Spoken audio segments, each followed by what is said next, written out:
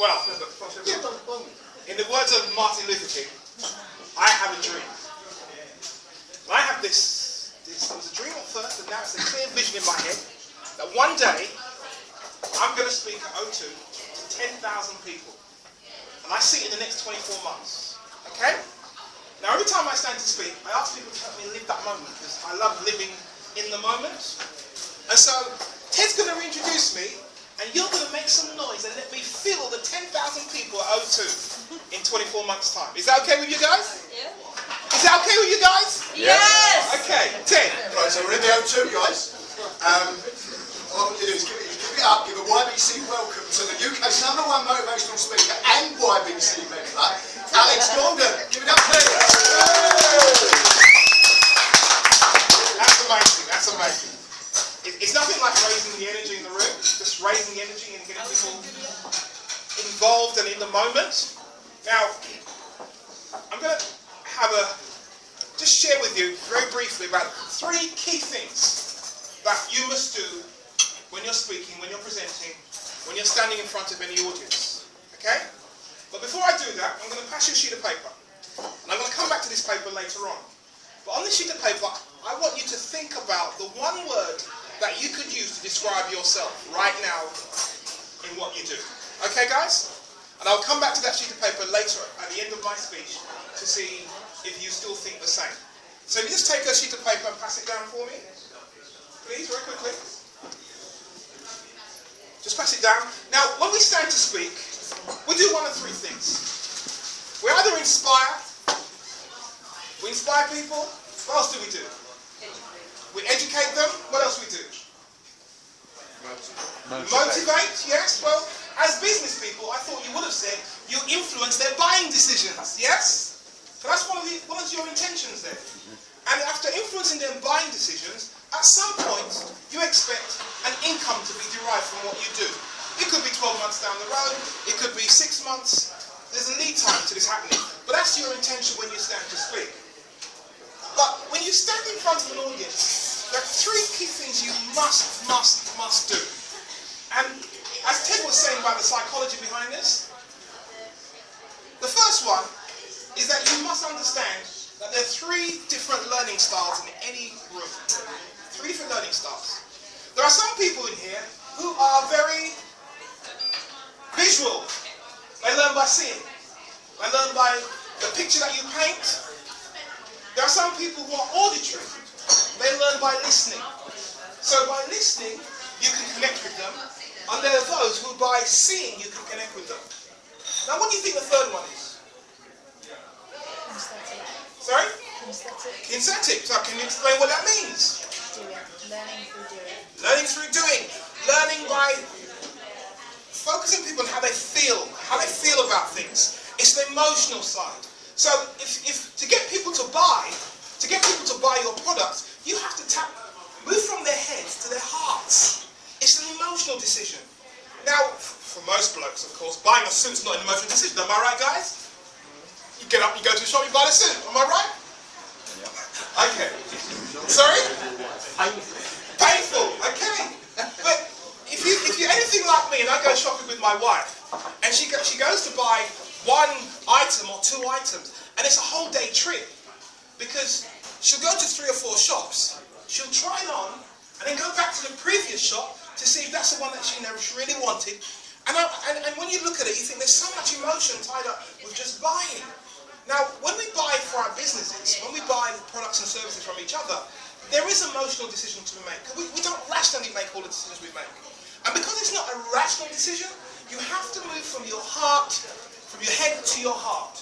So when you're talking about your products, you have to know, how does that make the person feel? If they drink this, what are they going to get from it? How is it going to make their body feel? What is it going to do for them?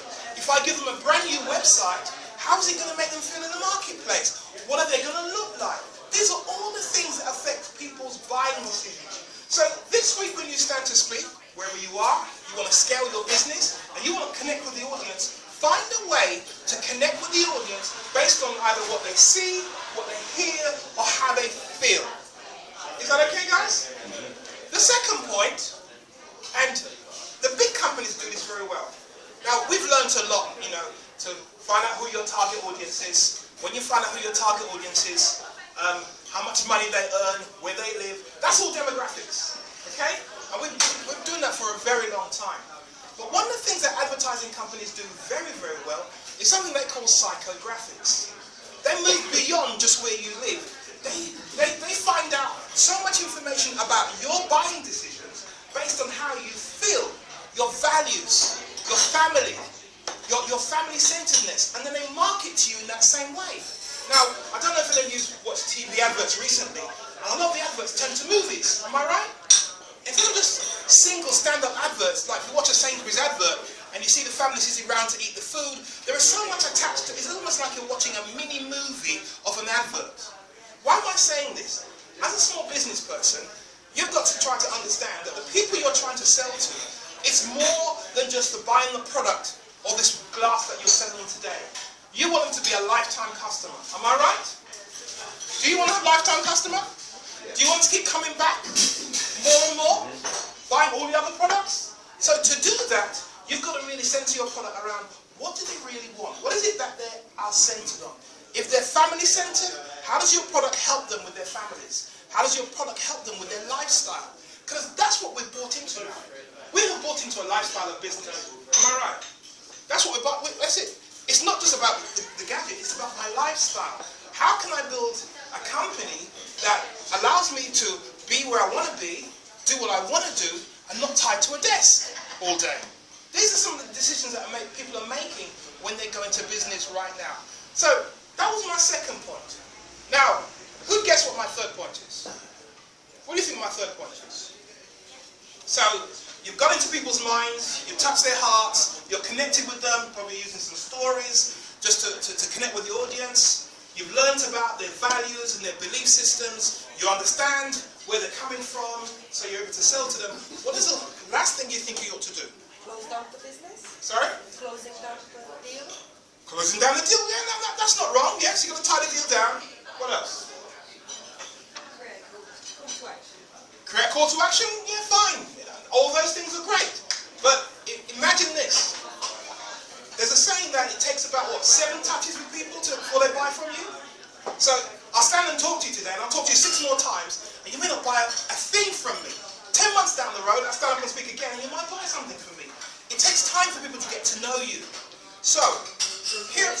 Sorry? Build relationship. Build relationship. That's key. That is key. Now, here's the final point. The key is, when you stand to speak, how do people remember you? How do people remember your business? How do people remember your products? How do they remember you? When you leave the room, what do they say about you? He's a plonker. Yeah, right. How do they remember you? And these are some of the key things. Now, raise your hands if you wrote down that word on a piece of paper earlier. The one word. Wow. Only 4 people out of 25 people took time to write it. Come on, guys, take your pens out and write down a word that describes you, how you feel about your business right now. Please, quickly. Just get it done with it. Come on. Come on. Get a pen. Just write down that word. One word.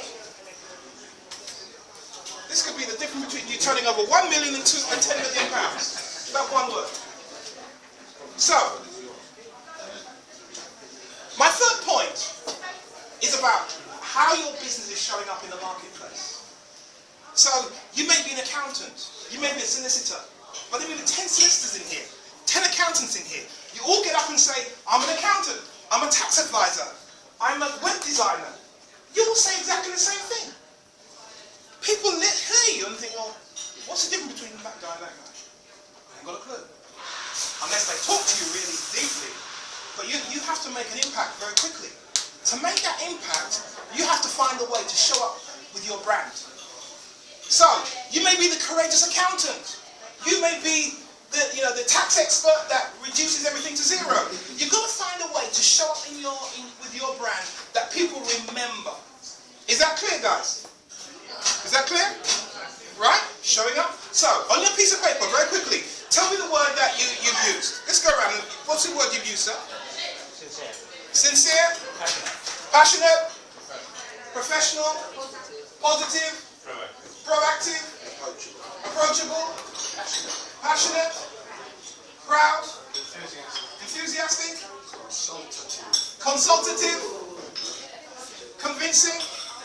Friendly? Hopeful? Individual? Random? Sorry? Happy? Efficient.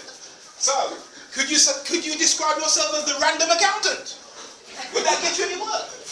You could use professional, you could use... I'm just trying to get you to think about how you show up in the marketplace. How does your brand stand out from everyone else?